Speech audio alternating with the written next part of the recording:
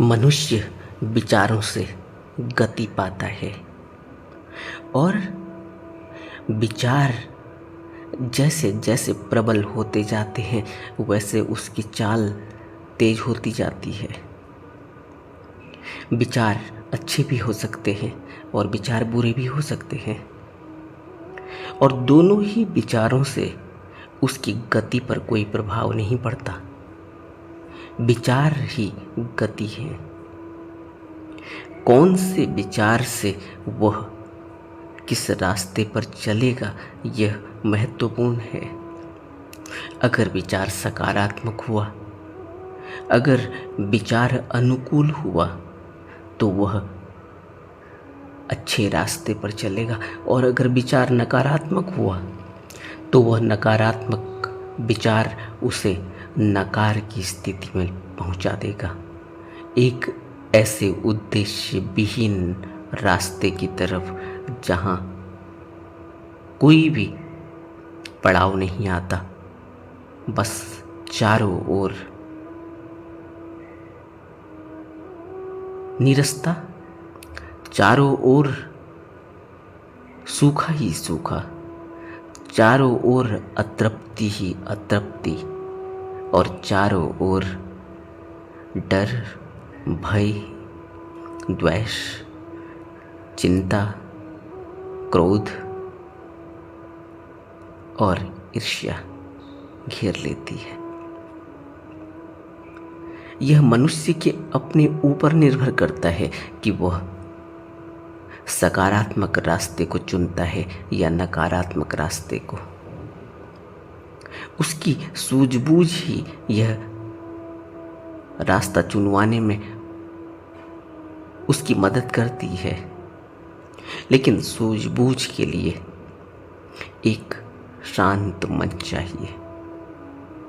अगर मन अशांत हो, अगर मन उत्तेजना से भरा हो, अगर मन जल्दबाजी से भरा हो, अगर मन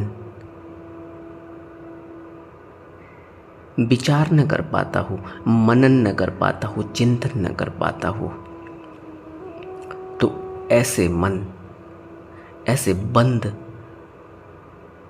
और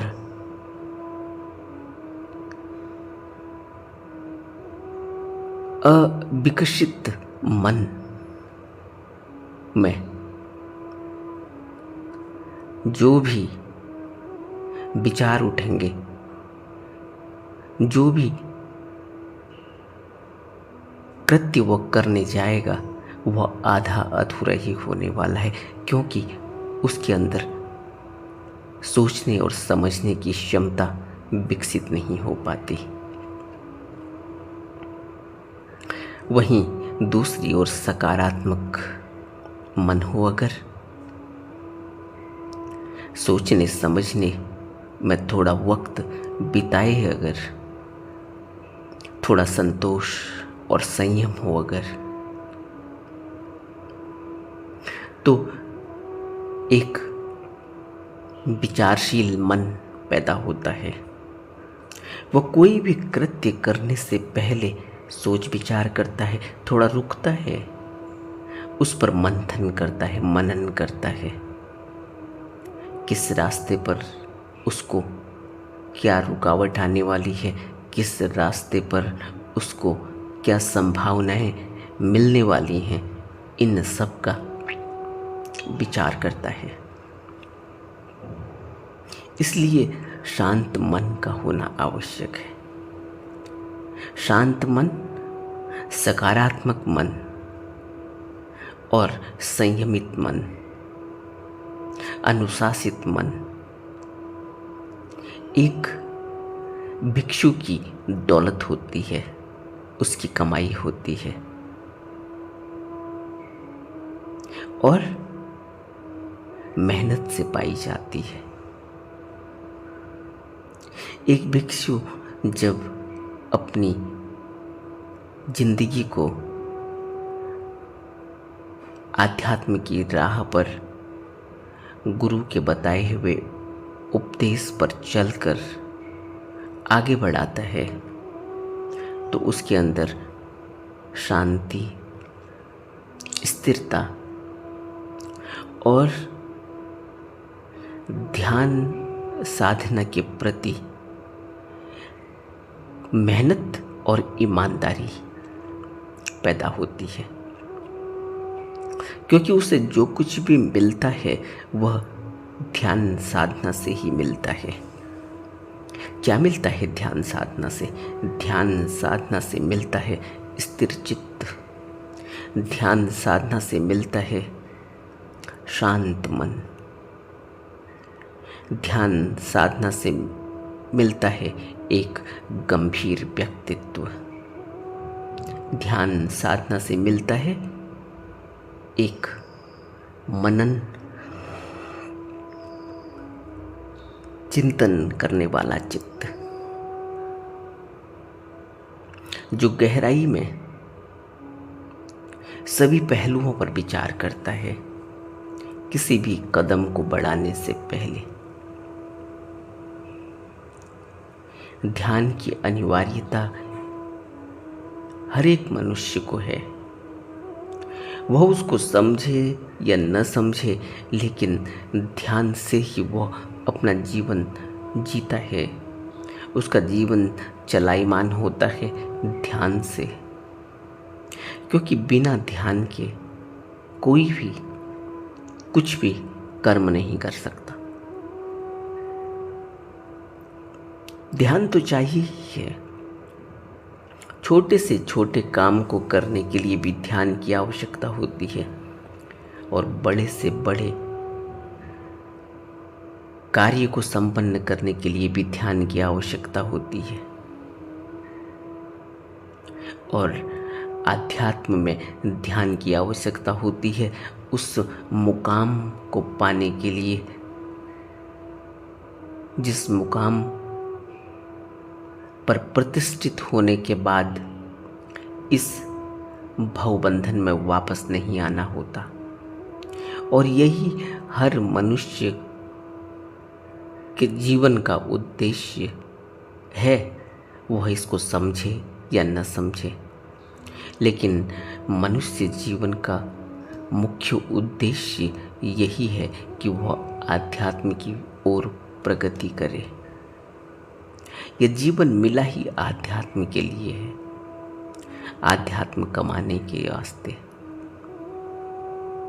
लेकिन संसार की तृष्णा, संसार की वासना, संसार के प्रति लोलुपता, राग उसको यह मार्ग भुला ही देता है कि उसके जीवन का उद्देश्य ध्यान साधना है।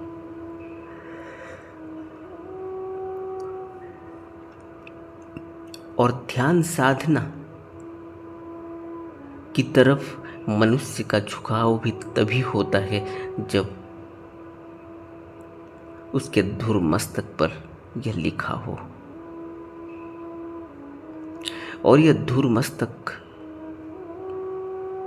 पर कैसे लिखता है, इसके लिए पूर्व जन्मों की कड़ी के बारे में विचार किया गया। पूर्व जन्मों के कर्म उसको उसके अगले जन्म के लिए प्रेरित करते हैं। यह ऐसे ही होता है जैसे एक व्यक्ति आज कोई काम करता है, उसकी याददाश्त उसके अंदर बैठ जाती है और कल फिर उसी कार्य को संपन्न करने में उसको कम मेहनत भी करनी पड़ती है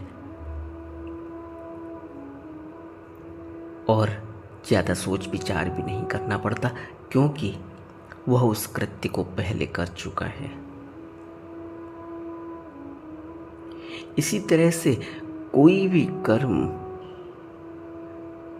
अगर मनुष्य पहले अंजाम दे चुका है, कर चुका है, तो उस कर्म को दोबारा करने की संभावना बढ़ जाती है। इसीलिए बुद्ध हमेशा ही कुशल कर्मों पर जोर देते हैं कि आप जो भी कृत्य करो वह कुशल होना चाहिए और उसमें कहीं भी कोई स्वार्थ नहीं होना चाहिए। स्वार्थ मनुष्य को डुबा देता है, उसको ऊपर नहीं उठने देता। स्वार्थ में आंख बंद हो जाती है। स्वार्थ सिर्फ अपने फायदे के लिए देखता है और स्वार्थी व्यक्ति कभी भी आध्यात्म में प्रगति नहीं कर सकता। इसीलिए बुद्ध हमें उपदेश देते हैं, धम्म पीति सुखम सेति विपन्ने चेतसा अर्यप्पवेदिते धम्मे सदा रमति पंडितो। धम्म रस का पान करने वाला व्यक्ति प्रसन्न चित्त होता है। धम्म पीति सुखम सेति, वह गहरी नींद में सोता है, सुख में सोता है। वो चिंताओं से घिरे होने के कारण नींद नहीं आने वाले व्यक्ति जैसा नहीं है। जिसने भी धम्म का पान किया, धम्म रस को अपने अंदर अनुभव किया, वह व्यक्ति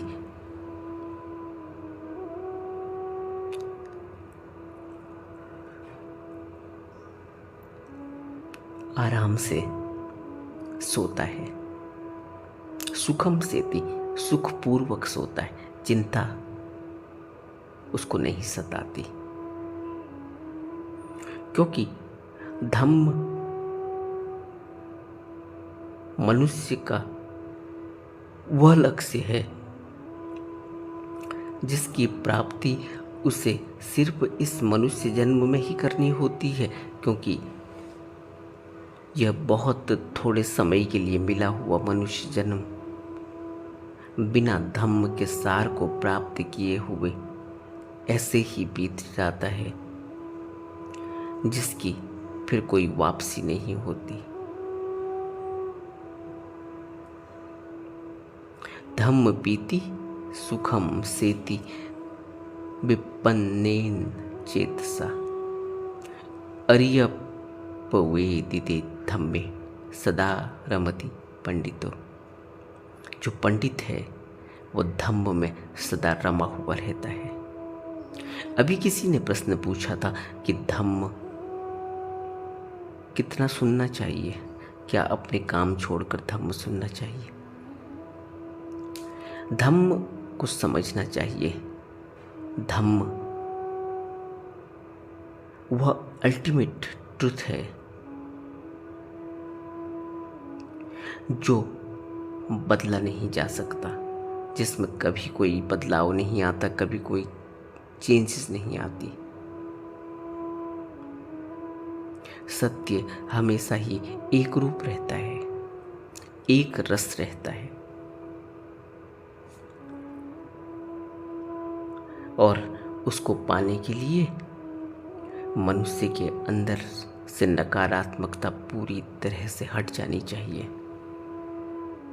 मनुष्य के अंदर से स्वार्थ भाव पूरी तरह से हट जाना चाहिए, तभी वह इस मार्ग पर आगे बढ़ सकता है।